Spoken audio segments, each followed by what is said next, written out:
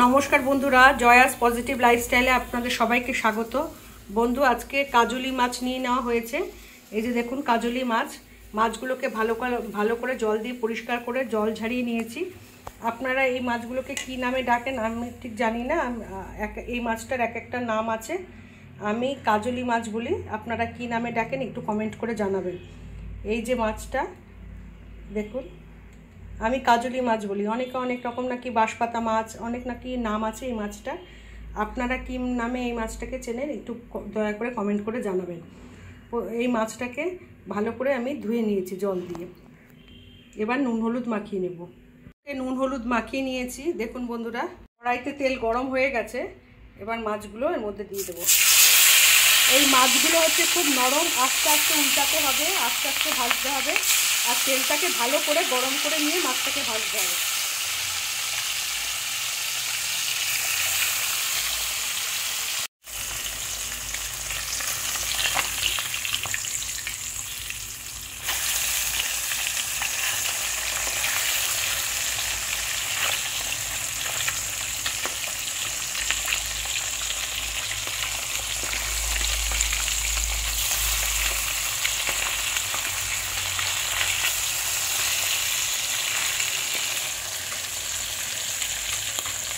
মাছগুলো দেখুন আমি এইভাবে ভেজে নিয়েছি।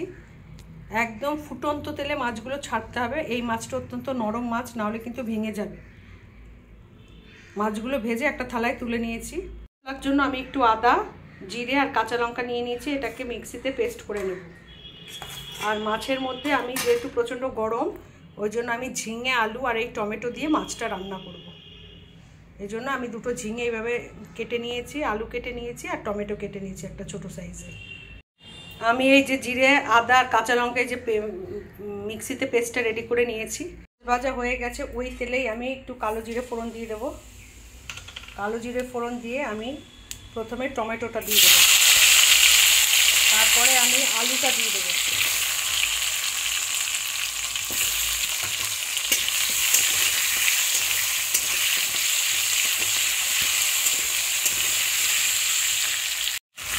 আলু আর টমেটো ভাজা ভাজা করে নেওয়ার পরে এখানে আমি ওই মশলাটা দিয়ে দেবো। জিরে, আদা, কাঁচা লঙ্কার মশলাটা দিয়ে দেবো।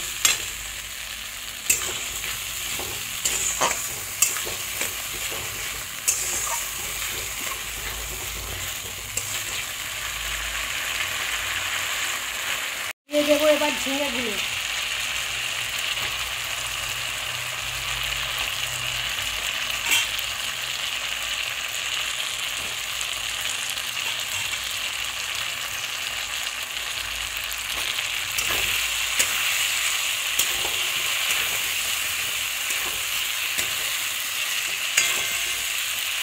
গুলো দিয়ে কষিয়ে নেওয়ার পরে এখানে গুঁড়ো মশলাগুলো দিয়ে দেবো।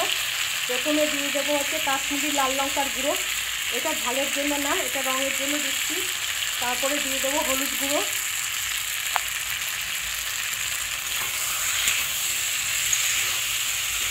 তারপরে দিয়ে দেবো লবণ,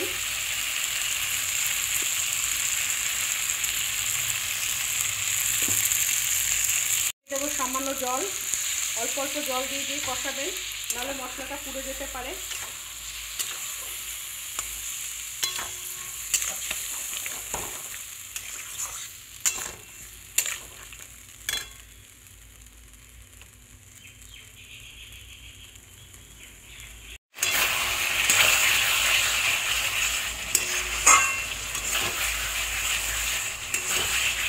এখানে আলু ঝিঙে দিয়ে আমি মশলাটা কষাচ্ছি, আর এদিকে এই যে গরম জল ফুটছে, এই জলটাই আমি মাছে দেবো।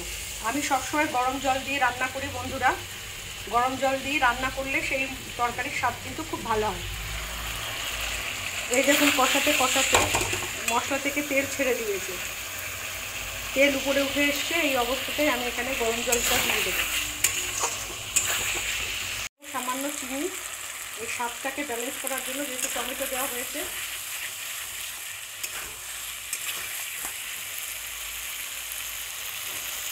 এবার আমি গরম জলটা দিয়ে দেবো।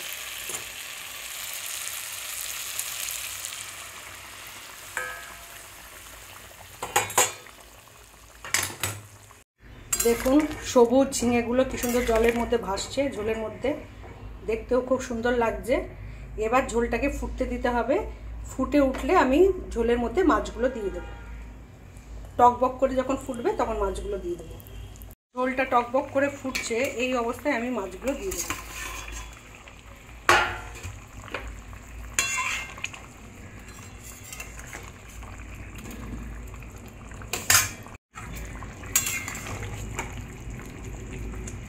মাছগুলো দেওয়ার পরে এই ঝোলটাকে আবার মিনিট 4 ফুটতে দিতে হবে।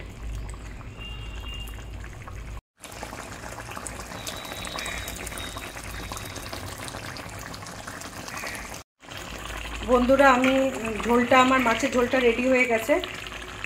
গ্যাস বন্ধ করার আগে আমি একটু ধনেপাতা ছড়িয়ে দিচ্ছি, দিয়ে গ্যাসের ফ্লেমটা বন্ধ করে দেবো। আমার আলু আর ঝিঙে দিয়ে কাজলি মাছের ঝোল পুরো রেডি।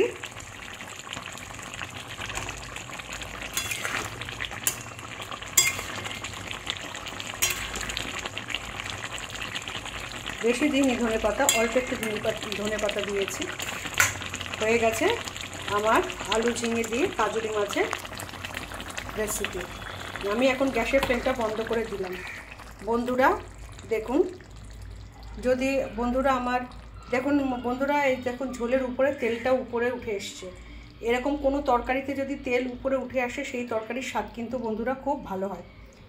আমার আলু আর ঝিঙে দিয়ে কাজলি মাছের রেসিপি পুরো রেডি। যদি আপনাদের এই রেসিপিটা ভালো লেগে থাকে বন্ধুরা অবশ্যই একটা লাইক করে দেবেন আর কমেন্ট করে জানাবেন কেমন হলো। বাড়িতে অবশ্যই আগে ট্রাই করবেন, করে জানাবেন কেমন হলো। আর আপনারা এই মাছটাকে কী নামে ডাকেন আমাকে কমেন্ট করে জানাবেন।